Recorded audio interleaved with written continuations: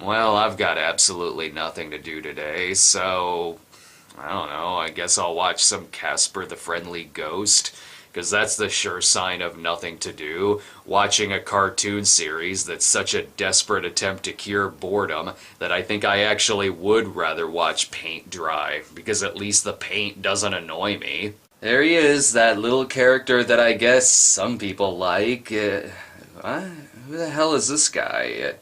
What the fuck is going on here? Space? Why are Lenny and Squiggy driving a spaceship? Is that a space pirate? Are they robbing money from the side of a water tower? Who are these two foxy mamas? So they're space cops? Busting criminals? And putting them into the back of trunks?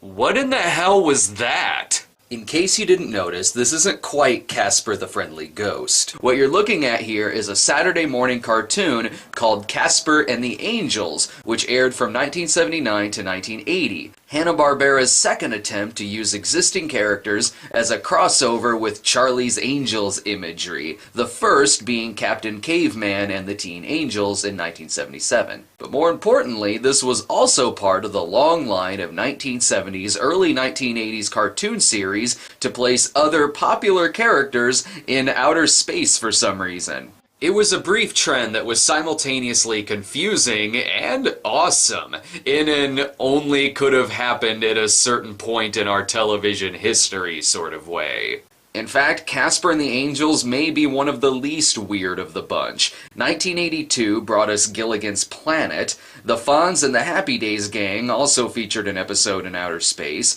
and probably the most what the fuck of them all, The Partridge Family 2200 AD. None of these series were monster hits, and once the outer space fad ended, that paved the way for the baby version of things fad. So let's get a glimpse at why Tad Ghostal is the only true space ghost in Casper's Golden Chance. If you thought the Jetsons needed more paranormal activity, this show may be for you. Please, Minnie, Maxie, let me go with you. I promise not to get in your way. Oh, I don't know, Casper. It's just that you're really, really lame, and we kinda want our show to be funny. Our two lead cops are Minnie and Maxie, who appear to be cartoon versions of Pam Grier and Barbara Streisand, complete with hips that just won't quit. Seriously, you can set a cup of coffee on these things and not spill a drop. Casper has been teamed up with Minnie and Maxie to serve as their guardian angel. Surely we'll need a guardian ghost on this assignment. Please let me go, huh? Wait, but I thought the girls were the angels. Does that mean a more appropriate title for this show is Casper and the Himselfs? Minnie and Maxie are called to the scene of a hijacking, a sentence that I never thought I would say when talking about a Casper cartoon, and Casper wants to guilt trip them into going. Now don't you worry, little one. We'll get along just fine. I think Casper is trying to get some sympathy points because he's technically a dead child, but being both young and dead is no excuse for being obnoxious. Don't worry, there is a comic relief. Harry Scary. I already like that door better than Casper. Harry Scary. Stop bursting in like that. His name is Harry Scary? I really hope that someday Will Ferrell doesn't play a version of him. It is rather necessary that Harry is here, though, because Casper is a lot of things, but funny isn't one of them. They never let me go with them. Hey, look alive, kid! Cheer up. Yeah, you're being a wet blanket, or, I'm sorry, a space wet blanket. Harry's goal is to train Casper into becoming a funny and scary ghost much like himself. You're a ghost, kid! A ghost!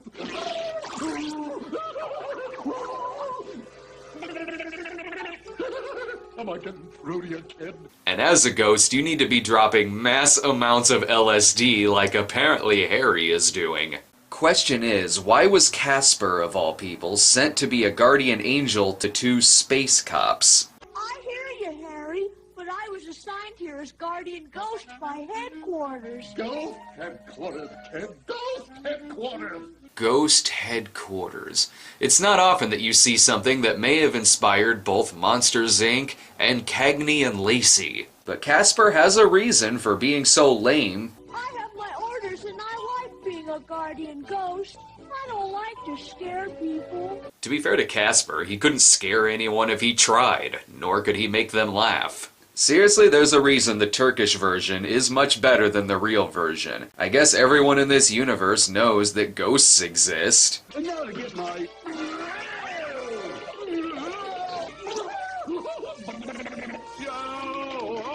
They just simply don't like it when he makes silly faces at them. How about that, kid? Now that's fun! Well, good one, Harry. You've gotten rid of the entire space police force. Attention, attention, attention, attention all space officers. A shipment of gold is being space shipped through Sector Z.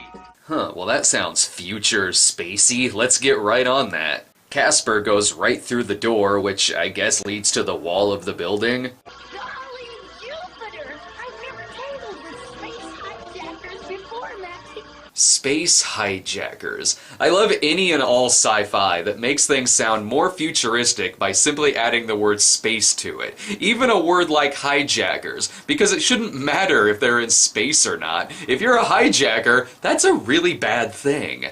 Minnie and Maxie are on their way to the space hijackers but get held up by Slapstick.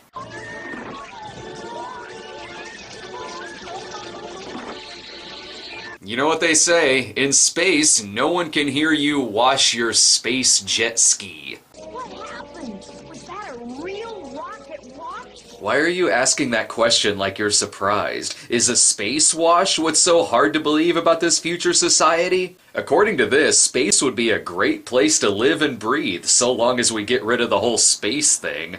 The hijackers are easy to find because the truck has the word gold on it. As you can see, being driven by Space Cheech and Space Chung, Minnie and Maxie become trapped inside, and they better not open the door, not because they died, but because it's probably a little windy out there, in space. Oh boy, am I glad I found you two. You've got to get over and protect a shipment of gold that's flying through Sector Z. Sorry, Casper. We already know that, Casper. Thank you for clarifying information in this 11-minute cartoon. But nobody was there when the call came in. Harry Scary scared them away. Oh, gee. Don't worry, girls. As your guardian ghost, I will handle everything. You know, now that we've said those sentences out loud, this situation seems really stupid. The cops are pissed off at Harry Scary, even though this entire situation seems to be their fault to begin with. And where's Casper? You've got to find Casper right away. He went looking for the hijackers. Well, this may be the first time I'm actually rooting for hijackers. Only Casper could get himself tied up when he's already proven that he could go through things. But they tied me up, Harry. Ridiculous.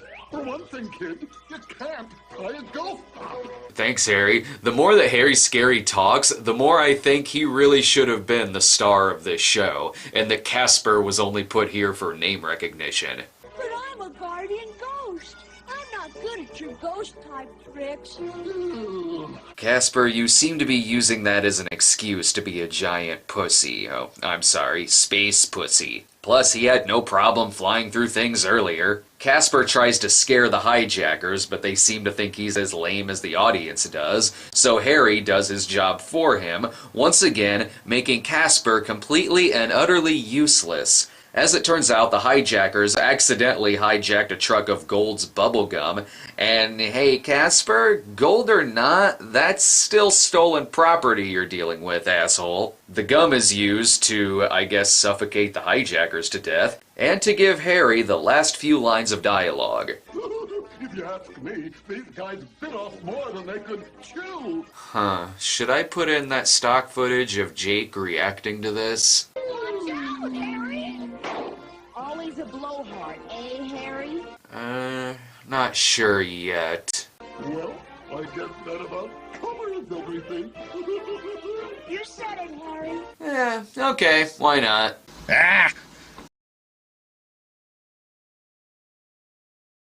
The next episode, Shipwrecked, isn't the second episode of the series, but is actually an episode of the show I had seen many times before as a kid, because, believe it or not, this show was at one point sold on VHS. In Shipwrecked, the super space troopers get put in charge of a space bus. Shooting stars! I didn't know they built space buses for dancing. Huh? For dancing? Sure! Isn't the shuttle an old-fashioned dance step? Oh, you're thinking of the shuffle, Minnie. I always found annoying when Hanna-Barbera put in laugh tracks for no reason, but this particular cartoon seems a little weird without one. And you gotta love that era of Hanna-Barbera when the whites of your eyes were less white and more just the color of your skin. Come on, pups, shuffle off the buffalo. It's nice that these two old dances are still relevant hundreds of years from now. But they got some work to do. In case you two have forgotten, this happens to be the Space Police Station, not a dance hall. Hey, being a party pooper is Casper's job. So what's the deal with this space bus? The shuttle bus is for use in transporting large numbers of people, as in the case of a disaster in one of Space City's many satellite locations. Oh, so it's like a bus. Thanks. The captain calls in to send them on a test run, that is before he goes off to give Inspector Gadget a self-destructing message. Please, Maxie, let me go with you. Can I, huh? Please, can I, huh? Is that all these are? Casper whining his way into the plot? Personally, I want to know more about this space computer bar in the background. But if Casper is the show's whiner, Harry Scary has his own gimmick too.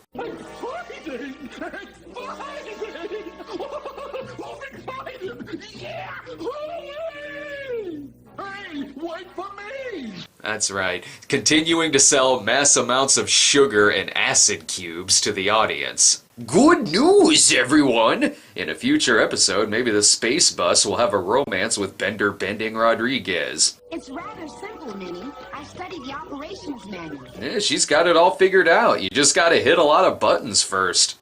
I told you to take your seat, Harry. I sympathize with Harry here, because that's exactly what I look like when I fly, only I'm significantly drunker. As you can see, she's guiding the ship, I guess. There. She's on a course for Space City and headquarters.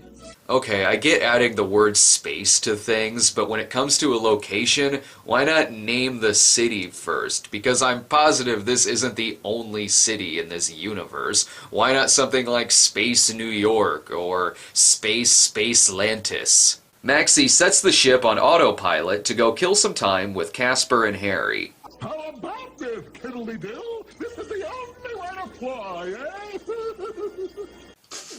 Well, that's not very realistic. See, this is exactly why I don't fly. The second you put the thing on autopilot, a ghost will think no one is at the controls, and then he'll take over, sending the plane on a course of loop-de-loops, and I'll shit my pants about 12 times. Harry, watch out for that island. I'm watching, I'm watching. Oh no! We're way off our course! We're gonna crash.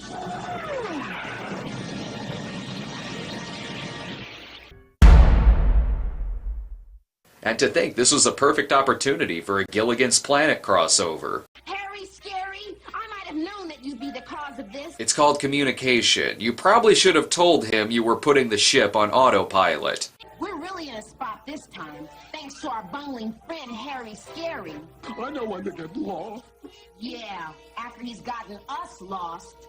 I think that someone bet Maxie that she couldn't be a more unlikable character than Casper. Harry goes off to be alone, leaving them to pray to the gods that they're not on the planet from predators. Boy, it's going to take a lot of digging to get the ship out of that sand. Yeah, I hope Casper can find Harry. We'll need all the help we can get. Well, then maybe you shouldn't have been a jerk and sent him away. Now look what's happened. You've attracted a group of, Goomba cavemen? Oh, jumping Jupiter! Someone's found themselves a new catchphrase. Meanwhile, Harry has his own problem. Space King Kong. Try this on for size, tall, dark, and ugly.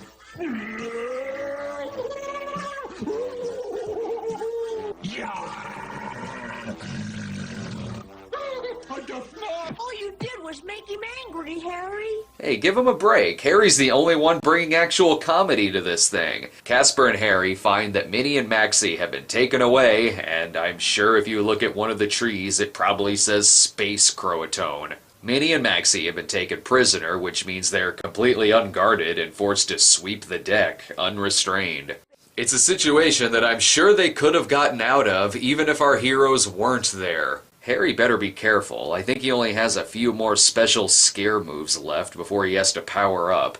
This is a situation that's so dire it takes them only a few seconds to resolve. Come on, let's get swinging, grab on. In 1979, Let's Get Swingin' meant something completely different. Hey, wait for me!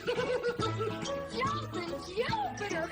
Go for that jumpin' Jupiter a second time. I'm sure it'll catch on this show. Space Kong is surrounding their ship, and with that tail, he kinda looks like the result of King Kong fucking Godzilla. And can I seriously just watch a whole show of Harry Scary pissing off space creatures? Cause that's kinda funny. The most unfortunate thing about this show isn't necessarily that the show didn't take off, but that Harry Scary didn't take off. Casper, you are a little genius. If Casper the Friendly Ghost is what you needed to save you, then you are anything but a genius. Besides, I want to know what Harry Scary is up to. Where is Harry? I want to apologize.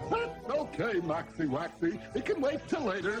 My scare touch has been slipping. I'm gonna take a brush-up course at the nearest fright school. Well, it looks like you can see more of Harry Scary in the plot of Monsters University, I suppose. It's appropriate that the ending title card is a collage of the only character that wouldn't bring people back for a second viewing. Okay, the very idea of this show is certainly fodder for some jokes, and it's easy to laugh about in a hey, did you know this existed sort of way, but oddly enough, Casper and the Angels is far more watchable than a typical Casper the Friendly Ghost cartoon. If you think Casper is lame, then I don't see how partnering him up with future space cops, along with a wacky and rather funny sidekick, could be seen as anything but an improvement, sans maybe the animation, or a Haunting We Will Go, which featured Casper with a voice that wasn't annoying, and actually did have some heart to it. I might as well be dead. Nobody wants me for a friend. Casper and the Angels ran for 13 episodes, but Harry Scary would return with Casper in Casper's First Christmas, and the Angels cast also appeared in Casper's Halloween special. Though I kinda wish Harry Scary could make a cartoon appearance sans Casper. Seriously, he is in every way, shape, or form a more entertaining character in 13 episodes than Casper the Friendly Ghost ever was in 30 plus years prior to this series. Although, well, there is the French Harry Scary, I guess. Maybe I'm being a little harsh towards Casper, but I've always been of the opinion that dead children should never be put in a position of law enforcement. Future or no future, space or no space, but, well, that's just me.